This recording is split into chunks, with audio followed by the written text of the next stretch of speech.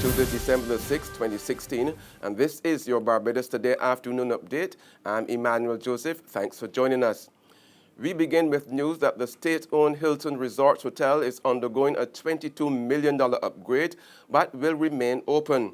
The announcement this morning from Minister of Tourism and International Transport, Richard Seeley, as Parliament debated a resolution for government to guarantee a $12 million loan from First Citizens Bank on behalf of Needham's Point Holdings Limited, the company that operates Hilton.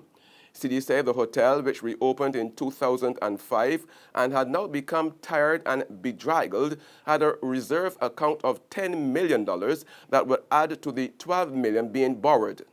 The main areas that this project will entail will be to provide new and modern, fully equipped rooms, take into account unique design, of course meeting all of the requirements of the operator, Hilton brand requirements, and of course differentiation between standard rooms, suites. Those are rooms with a little parlor area that you could have a meeting in, and of course executive rooms, which would have access to the executive facilities as well. Indeed, a number of those parlors will be converted to full room facilities. There's also a proposal to upgrade the 8th floor, what they call the Prime Minister's Suite. That is the presidential suite you hear of most hotels have. In our case, there's a Prime Minister's Suite, and that suite, of course, named after former Prime Minister Harold Bernard St. John. And also 5 rooms that were previously used as a spa will be put back into their correct use as rooms. Seeley said this means the hotel will therefore have 355 rooms once upgrade is complete. He also told the House of Assembly of pending expansion of the hotel at a later date to include the creation of a conference facility. Opposition MP Cynthia Bradshaw said her side supported the move to borrow the money to refurbish the property. However, Bradshaw was concerned about the possibility of another oil spill in the area and urged government to address this matter. No difficulty developing the Hilton Hotel, no difficulty with any plans in place to construct anything on the Needham Peninsula, but I do feel that the issue of oil spills on that particular site, which is obviously very close to the Hilton Hotel, and could potentially pose some issues as it relates to our borrowing of money, upgrading the site, should there be any other incidents. I would hope that in the wrap-up, the Honourable Minister of Finance would certainly seek to address that as well. Now, former Prime Minister Owen Arthur, now an independent MP, also supported the decision to upgrade the hotel. However, he warned government against continuing to guarantee loans for commercial enterprises.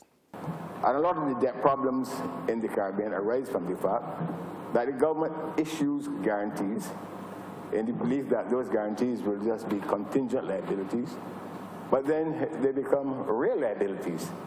And it is also true in Barbados, Mr. Speaker, that a lot of the private sector debt, private sector initiatives are initiatives that they feel can only obtain if government guarantee.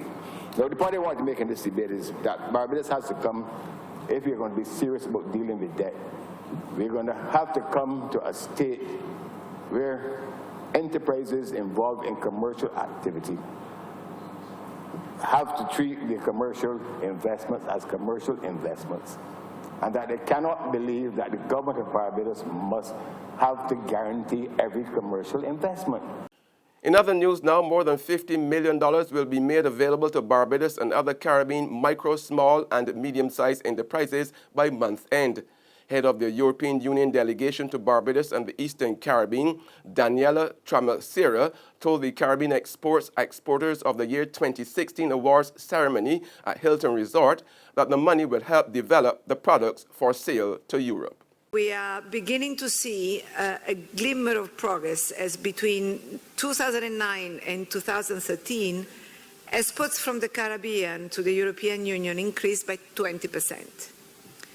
However, these exports are still largely comprised of traditional products traded in traditional markets. Notwithstanding, the European Union is as determined and as committed as ever to assist micro, small and medium enterprises in the Caribbean in maximizing the benefits and opportunities under the EPA, while simultaneously deepening and strengthening intra-regional and international trade and export competitiveness. Discussions with the CARIFORUM, but also with Caribbean Export, are well advanced for a new regional private sector development programme of the amount of €24 million. It is expected that the financing agreement for this programme will be signed, hopefully, before the end of 2016. A 44-year-old city businessman has become the latest victim of a shooting incident. Police say Lester Antonio Carmichael was standing outside his establishment at Green Park Lane, St. Michael last night around 11:50 when he was shot in the upper left chest. Carmichael was reportedly in conversation with two men, one of whom subsequently became involved in a dispute with another man who left the area and returned firing a gunshot in the direction of the men. As a result, Carmichael was shot in his chest. The businessman was transported to the hospital by private vehicle, where his condition is listed as stable. Investigations are continuing into this matter. There's regional and international news after this short break.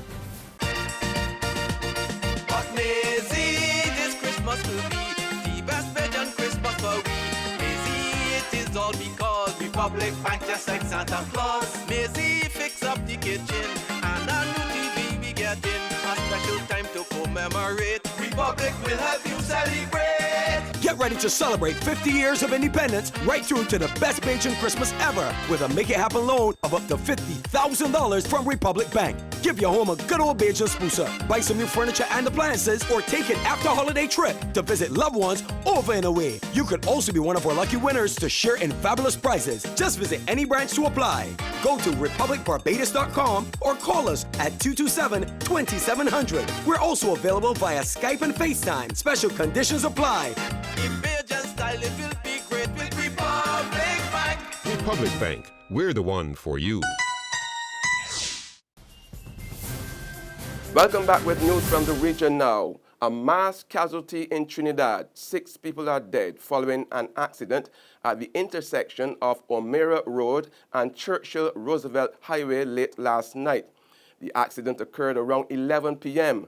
Eyewitnesses say the driver of the Mitsubishi Lancer was heading east along the Churchill Roosevelt Highway when he allegedly failed to stop at a red light. The car collided with a Nissan Navara, which was facing south on O'Meara Road, attempting to turn west onto the Churchill Roosevelt Highway. Witnesses say the Navara flew several feet in the air and landed on its side on the westbound lane.